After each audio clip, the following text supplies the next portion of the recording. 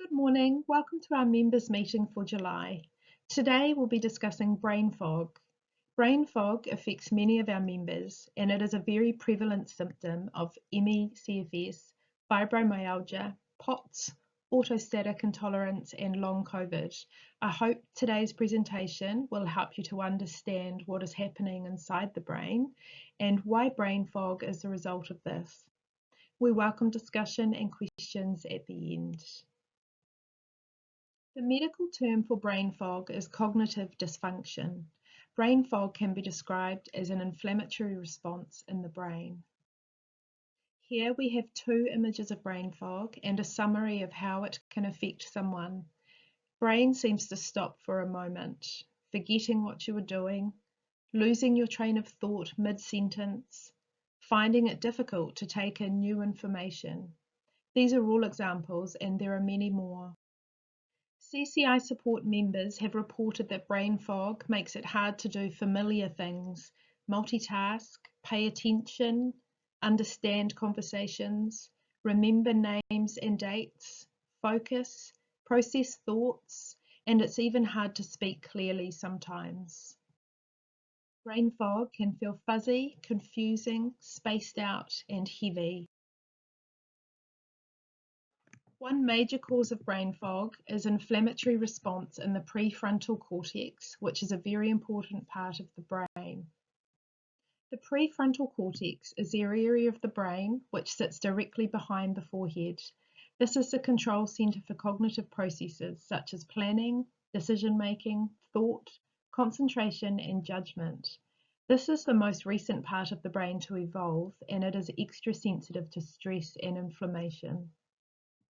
There are many causes of inflammation of the prefrontal cortex. These include viral infection, such as COVID or glandular fever, inflammatory illness, such as fibromyalgia, inflammatory disorder, such as POTS, disease, such as multiple sclerosis, bacterial infection, such as Lyme disease, autoimmune disease, such as lupus, stress, trauma, mental illness, post-traumatic stress disorder, anxiety, high blood pressure, low blood sugar, head injury, sleep deprivation, hormonal changes, and/or overexertion.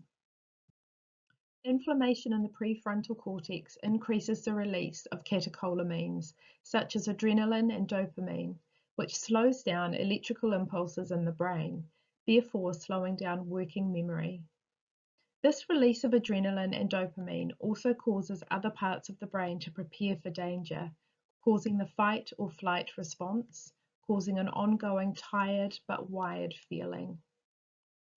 It is very important to tell your GP if you are experiencing brain fog so that there is a record of this.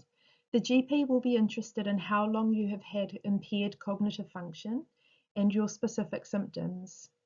It's a good idea to keep a diary of your brain fog symptoms so that you have it documented and ready to share with the GP. You could also ask family members or those close to you to add to the list of brain fog symptoms because they may have noticed a different set of changes than you. The GP will want to know how brain fog affects your activities of daily living. The GP might discuss medications that you are taking in case brain fog is a side effect which can be improved by a change in medication. If brain fog is ongoing for a period of time and the GP has tried various ways to improve, such as sleep improvement strategies or pain management, it is reasonable to ask for a referral to a neurologist to explore further. Staying within 80% of the energy that you have available each day is key. Each of us have an energy envelope where we can put energy in and take energy out, the same as the petrol tank of a car. If we use the car when the petrol light is on, we run the risk of running out of petrol completely and not being able to go any further. Likewise, if we let our energy envelope get too low in energy, we run the risk of stopping completely or crashing. Brain fog symptoms can worsen when the envelope starts to empty out. By keeping 20% of your energy in the envelope each day, brain fog symptoms can be reduced. This means going to bed at the end of the day feeling as though there is still 20% of energy left over to carry into the next day. This can take some time to figure out, and if you're new to this journey, it can be frustrating. But it is really worth spending time on this piece of the puzzle. As Tracy covered recently, our dashboard lights, such as brain fog, are what tell us when our envelope is getting empty. Pacing is the key tool that we will bring up with you during our consultations. This is because it is a vital tool in the toolkit for staying within the energy envelope. As many of you will now know, pacing is how you can add more energy back into your envelope or refuel your petrol tank. Pacing means pacing your energy. This is achieved by taking small rest periods each day, usually 2 to 3 times each day, where the body can rest and return to a calm state, allowing the parasympathetic nervous system to control body systems for a little while. This is the rest and repair healing state, which restores the body and fills the envelope back up, keeping ahead of symptoms such as brain fog. If you are unsure about pacing, please let your health and wellness facilitator know so that we can explain it further and help you to understand how this is such a powerful tool.